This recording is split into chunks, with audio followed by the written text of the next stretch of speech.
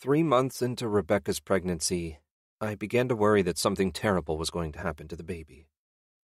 It didn't hit me all at once, but rather it gradually insinuated itself inside of me, a seed taking hold in loose soil, casting its pale, sinuous roots to great distances.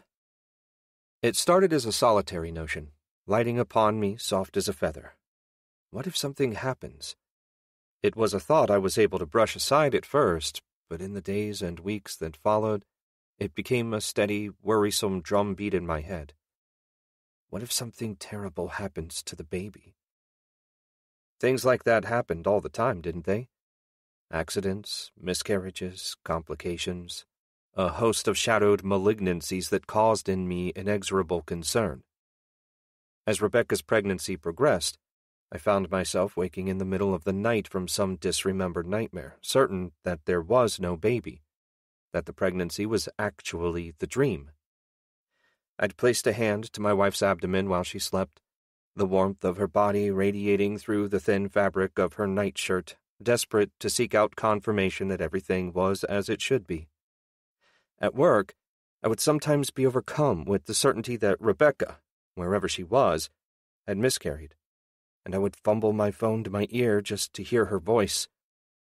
I told myself these were normal fears, that I was nervous about becoming a father, but that didn't help quell my anxiety.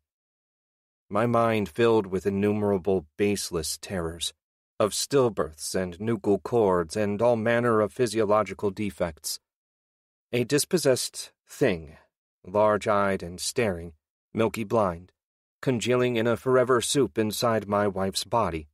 I envisioned a womb full of life one moment, vacant the next, as if a fetus was something as tenuous as a wish or a dream, and just as liable to disappear in the same fashion.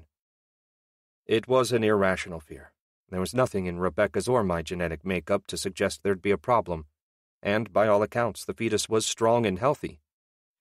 Yet by the end of that first trimester, I couldn't shake the certainty that some dark wraith had arrived unbidden into our lives, that this thing had moved into our home, had latched onto us, or more specifically onto the baby, and would not go away.